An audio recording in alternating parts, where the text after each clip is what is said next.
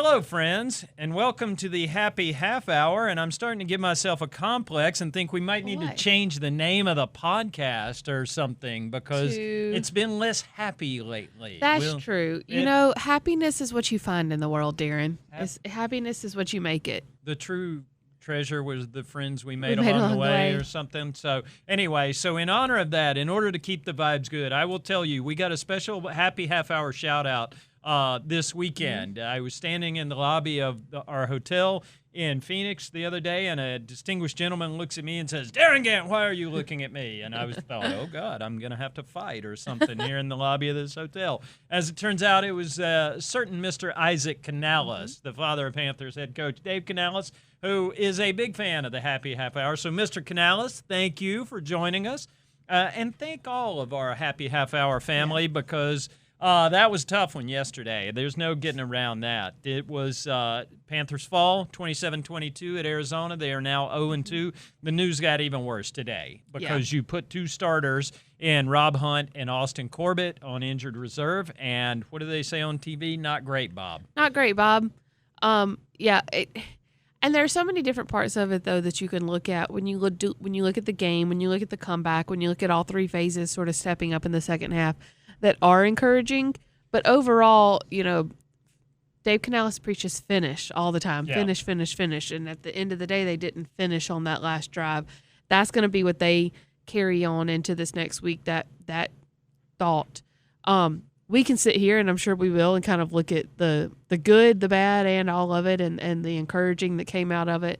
But to come into Monday knowing that you are 0-2, going into your first home game, your first division game, and that you do lose two massive guys on that offensive line and in the locker room has to be a little discouraging. I'll let you give the breakdown of what happened with Robert Hunt and Austin Corbett. And again, check Panthers.com for all the latest on this and all the moves throughout the course of the week. But Rob Hunt, torn biceps tendon on the left side, he's going to have surgery. That's going to be a long-term one. Dave would not say they're done for the year. He's always holding out hope, leaving the door open. Austin Corbett's got MCL sprain. It's a serious version of the MCL sprain, not a short-term thing by any stretch of the imagination. Mm-hmm. But he's just not prepared to shut him down for the whole season because primarily you don't need to. Right. They've got those 8 spots to return guys from IR over the course of the year if they want to.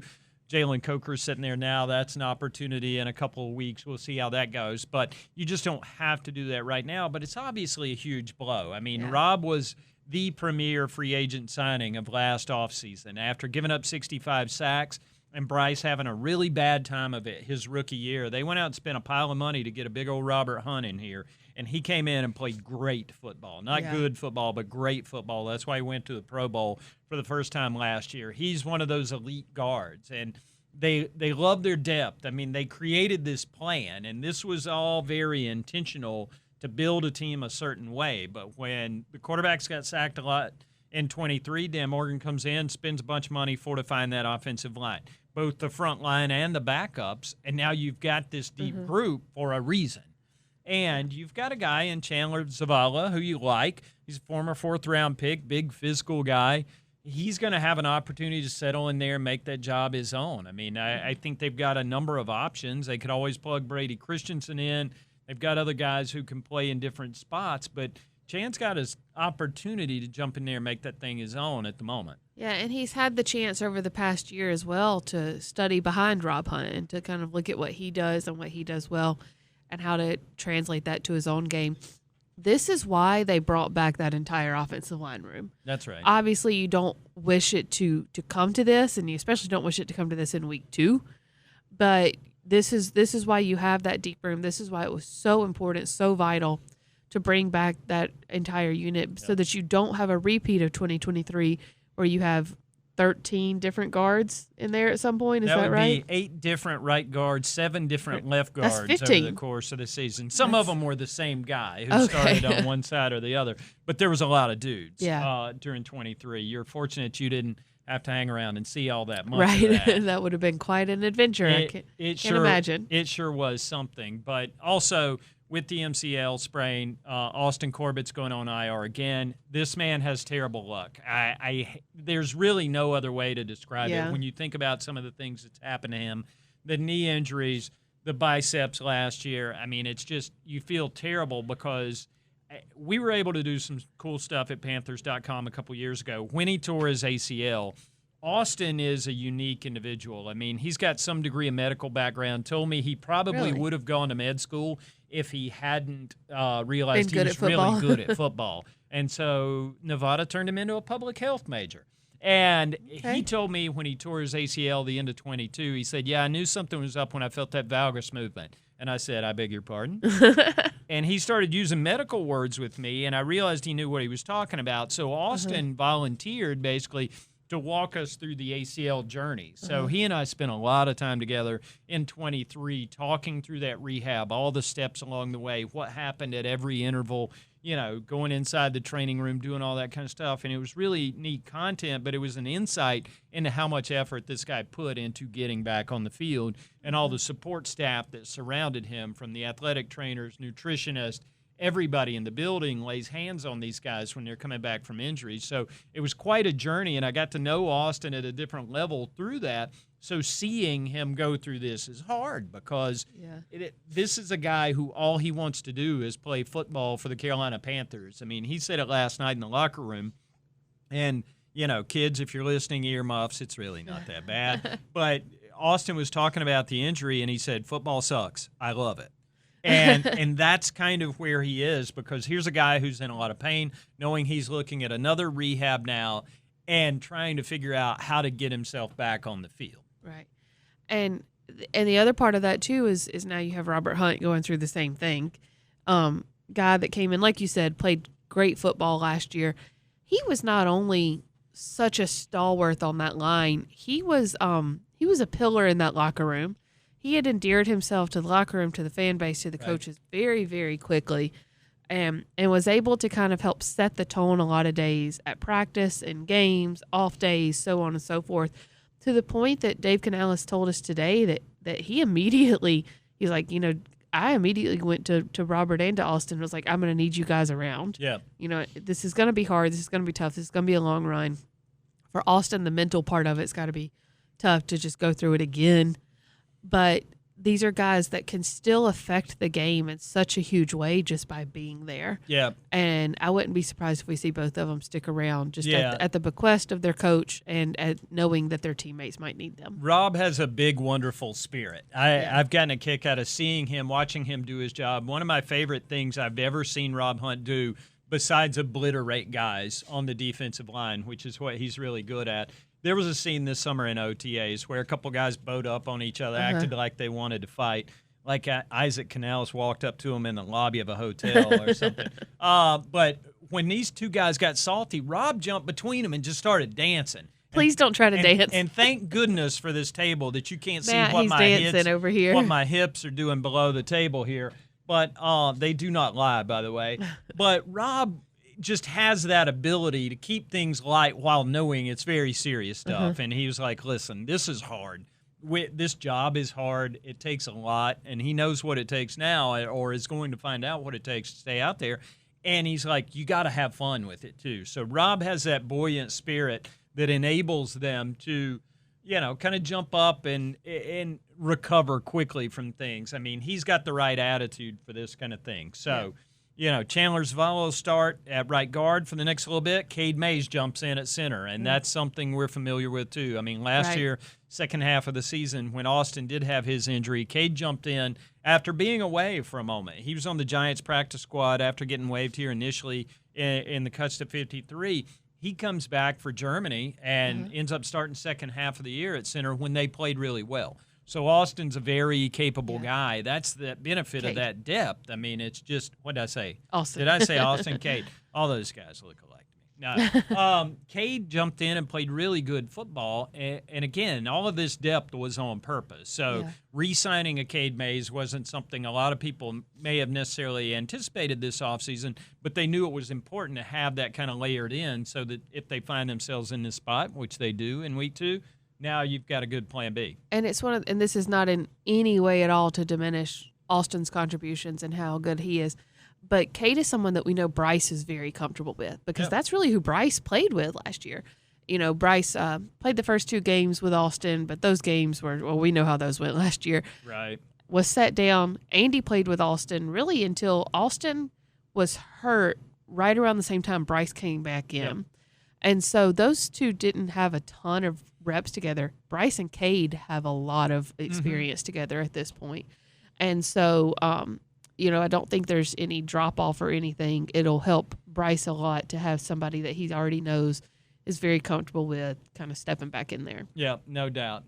But there's a lot of other stuff to get to today, and I want to make sure to look back at that game. Yeah. Listen, the biggest thing in that game, and Dave came in first thing in his press conference last night, and he said, love the comeback, can't have the mistakes. Right. And that was it was a complicated response by all these guys last night because you want to be down in the dumps when you lose a game like that to go to 0-2. That's the natural reaction. But at the same time, the last 20 minutes of that football game had some encouraging stuff for the Carolina Panthers. And if you've seen Dave Canales talk about it in the last 24 hours, you realize he's kind of torn. I mean, he likes this a lot, but he hates this even more. So the big thing is you can't turn the ball over twice in the first 10 minutes of the game and get in a 10-0 hole. The kids call it holding space for two truths.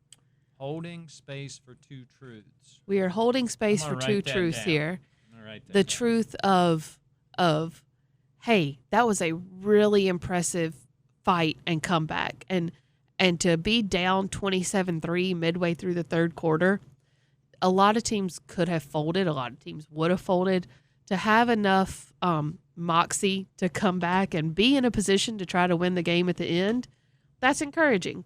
Yeah. It's also very, very true that you should have never been in that hole to start with because of the two early turnovers, and that if you want to be the team you say you want to be, you've got to finish and you've got to actually win on that final drive.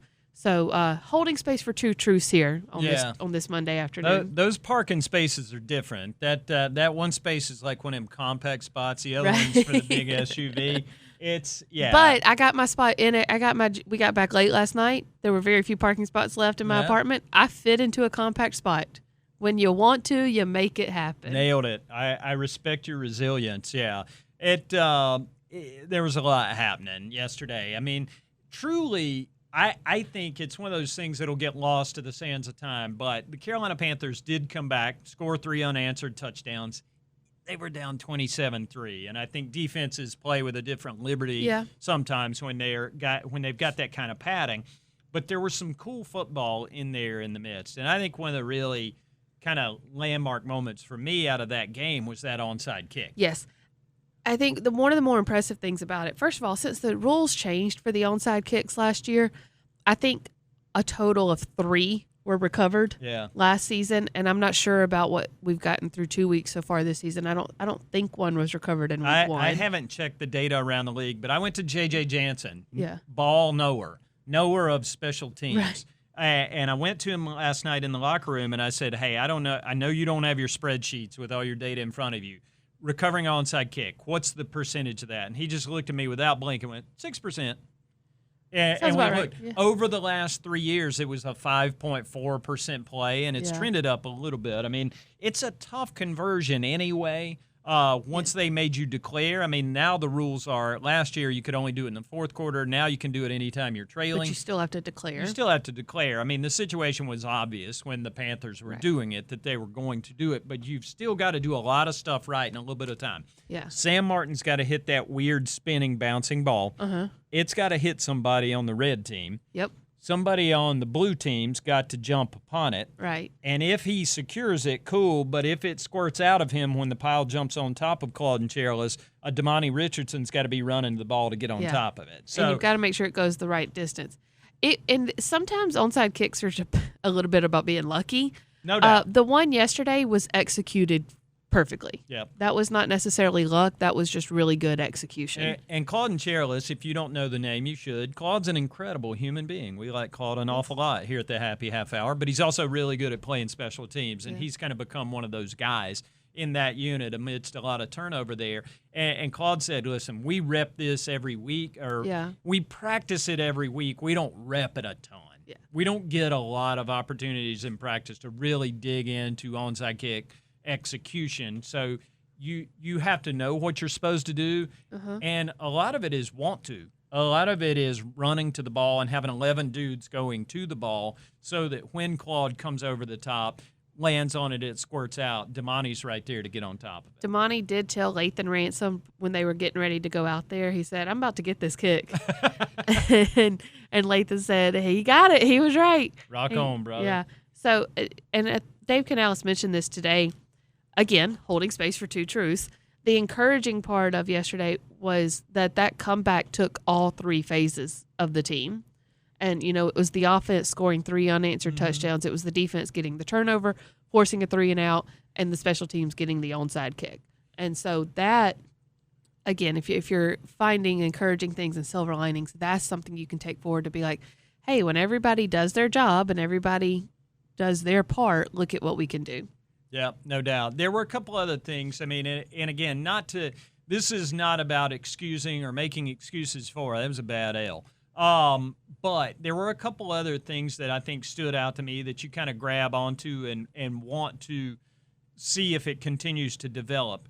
Run defense has been a sore subject around here. It had been 7 straight games of 200 yards or more, and that's one of those, I know it's cold in this studio, but, yeah, that was one of those bad stats. Yeah. 84 yesterday. 82. You held James Conner and Kyler Murray in the Cards, people who can run it and are pretty good at it. You held them to 82 yards on the ground.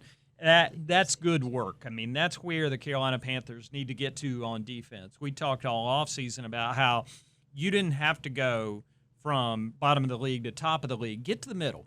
Play good, solid football. Get to the middle, and you can make a lot of strides based on the assumption that the offense was going to continue to build on what they did last year. So seeing those guys create a late turnover, I mean, seeing DJ Wanham get that interception was a big thing, but just the simple act of playing stable run defense. Yeah. And that's what they need to do moving forward. I mean, it's going to be huge for them over the next couple of weeks. We'll see. There's some cat named Bijan Robinson coming in here this week, and he's been known to put up a number or two in his day. So continuing to play that kind of good, solid football is what they got to do. And they limited the explosives on the ground. Yep. That was a thing that would hurt a lot, You give up 200 to the Jags, 81 of that is to Trevor Etienne. Yep. And no, Travis Etienne. That's right. The Jacksonville one. The Jacksonville Etienne. So, that's almost half right there. There was an explosive yesterday versus the Cardinals. It was a 30-yarder by Kyler Murray on a break scramble. But they kind of negated that as well with some tackles for loss, with a sack. And so more than anything, I thought what was really impressive was holding James Conner to 34 yards, to 3.1 yards per carry. I mean, he had 11 carries. He still got the ball plenty. Right. And limited him in the passing game as well, because that's something that the Cardinals would do. If defenses are bowing up on Conner in the box, they'll flex him out and use him in the passing game. He had 1 catch for 18 yards. And so limiting the explosives was a good first step for this rush defense. Because not only, to your point, they've given up 200 or more in 7 straight games. They had given up triple digits in every game since week 3 of last year. And so this is the first time since week 3 of last season that they have held a team to less than 100 yards on the ground. Yeah, that's a good step. It's definitely something they need to continue to build on over the course of the week. So a lot of stuff to come this week. We will see you back here on Thursday for the Atlanta-facing edition of the Happy Half Hour. But stay tuned. There's a lot to happen between then. You're going to have roster moves. They're going to backfill the 53-man roster once Austin and Rob go on IR. There's a lot of stuff to be done. You're going to be looking at new starters in new places. You're going to see how they bounce back. We'll have it all for you on Panthers.com, on the YouTube channel. Thank you to Mr. Canales. We appreciate you, sir, for your support. Thanks for listening. Thanks to Jordan Gross, friend of the program, Jordan Gross. Hats off to the Fruitland Grizzlies, the undefeated Grizz. We got to see, since they were on bye week, we got to see Jordan this weekend. And he told me he liked watching the Happy Half Hour for a lot of reasons, but to mostly to see when I would stop fiddling with all my items over here. You did good today. He was like, your phone. Yeah, well, I'm totally self-conscious now, so I brought my friend the duck here to the table. So I'm going to keep my friend the duck here just to give myself something to fiddle with. I like the duck. The duck is a friend of the program, so We will keep the duck here. I've got my phone. I've got all my items. We've got Panthers.com updates coming all throughout the next couple days. Stay tuned. Lock on to the YouTube channel and subscribe. And, Mom, if you're watching, subscribing to the YouTube channel costs $0. That's a freebie. We do it for you. We've given you the access code, Sandra Gant. So you can all subscribe for $0. That's Friends right. and family. But especially Mom. If Mom's watching this episode, and I think she might at some point, Mom, we love you. Everybody's mom, we love you. Dave Canales' dad, love you. Jordan Gross, everybody out there.